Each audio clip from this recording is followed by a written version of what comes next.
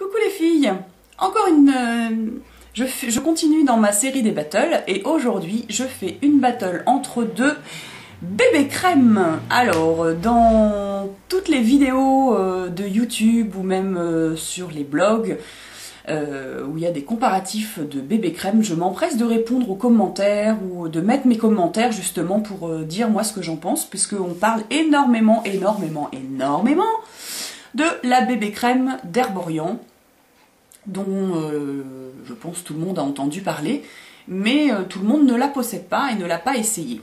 Donc je vais vous parler rapidement de la bébé crème d'Herborian et de la bébé crème d'Agnès B. Je vous remets en lien ici ou ici la définition de la bébé crème, à moins qu'elle soit écrite ici. Je ne sais plus. Enfin, je vous remets en note la définition de la bébé crème. Donc, la bébé crème d'Herborian, celle-ci, on nous dit qu'elle fait 3 en 1. Et la bébé crème d'Agnès B, on nous dit qu'elle fait 6 en 1. Je vous parle d'abord de celle-ci vite fait. Donc, 3 en 1, ça veut dire qu'elle est censée unifier le teint et camoufler. Premièrement. Deuxièmement, hydrater et nourrir. Troisièmement, donner un effet peau de bébé. Alors sur tout ça, je suis tout à fait d'accord. Tout marche bien. C'est vrai que c'est pas un fond de teint, c'est vraiment une crème de teint qui unifie. Donc si vous avez des gros stars partout, ça va pas les planquer. Ça, je vous le dis tout de suite. Mais bon, ils vont être un petit peu camouflés, mais ça va pas tout masquer. Ça camoufle. Camoufler ne veut pas dire cacher. Hein. Voilà. Donc 3 en 1, elle fait bien son boulot, etc. Mais alors moi, ce que je n'aime pas du tout, d'une part, bon, c'est son prix. 32 € la crème, ça fait quand même mal. Et c'est sa couleur. Moi, j'ai la couleur naturelle. Je vais la mettre juste là. Bon, vous avez déjà vu 15 000 swatchs, hein, mais je voulais vous faire. Donc je la mets juste là. Et...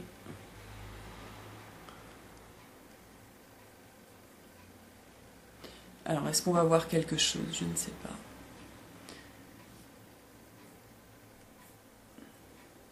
L'odeur, j'aime bien. Bien que ça fait un petit peu odeur de mémé, je trouve, mais...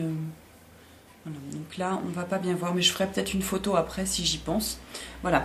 Moi, ce que je lui reproche à cette crème-là, dans la teinte originale, c'est d'être trop rosée. Moi, ça me donne un teint fadasse, rosé, que j'aime pas du tout. Donc, voilà, je trouve ça fadasse. Le résultat général au niveau de ce qu'elle nous promet est tenu, mais au niveau de la couleur, je suis hyper déçue. Donc, pour lui donner un petit peu... parce que moi, comme j'ai la peau très très pâle, donc du coup, ça fait fadasse, quoi. Ça fait rosace.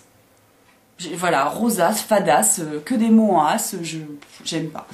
Donc pour lui donner un petit peu de punch, je lui rajoute de l'embellisseur abricot dedans, ce qui permet de la dorer un petit peu pour donner un petit effet plus punchy, quoi. Pas fade.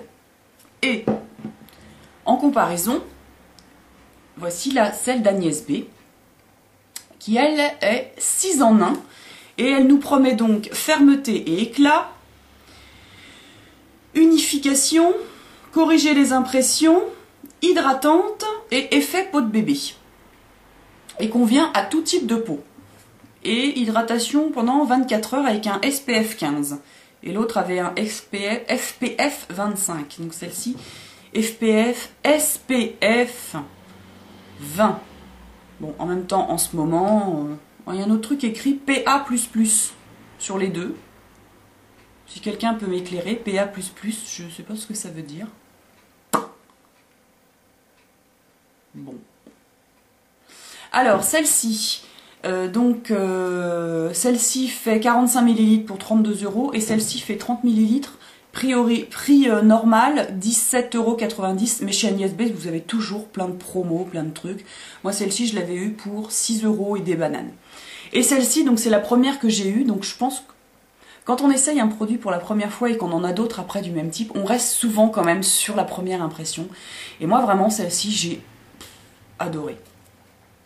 Alors, vous allez voir la couleur, ça fait un peu peur. Alors, je vais en mettre un petit peu. Elle est beaucoup plus... elle est là. Elle est beaucoup plus orangée. Et quand on l'étale, on ne voit pas grand chose. Elle est là. Bon, le swatch est pas flagrant là en l'occurrence. Mais elle est pas fade. Moi je la trouve vraiment déjà très agréable à l'application parce qu'elle est un petit peu plus épaisse que la Herborian. Donc on peut vraiment bien l'étaler, bien enfin en tout cas moi j'aime quand c'est un petit peu épais comme ça. Enfin un petit peu. Tout est relatif, hein, c'est pas non plus du plâtre. Hein. Elle est un petit peu moins fluide que la Herborian. Donc on peut bien l'étaler, bien la travailler, alors que les produits un peu plus fluides, tout de suite ça se met partout, alors que celle-là, j'ai l'impression qu'on peut vraiment bien la travailler. Moi je la travaille je l'applique au doigt, et on peut vraiment, enfin, vraiment bien la mettre, et moi j'adore vraiment le fini qu'elle donne. En la poudrant un tout petit peu juste là sur la zone T, parce que moi j'ai tendance à rebriller en cours de journée, en la poudrant un petit peu, c'est vraiment un résultat génial.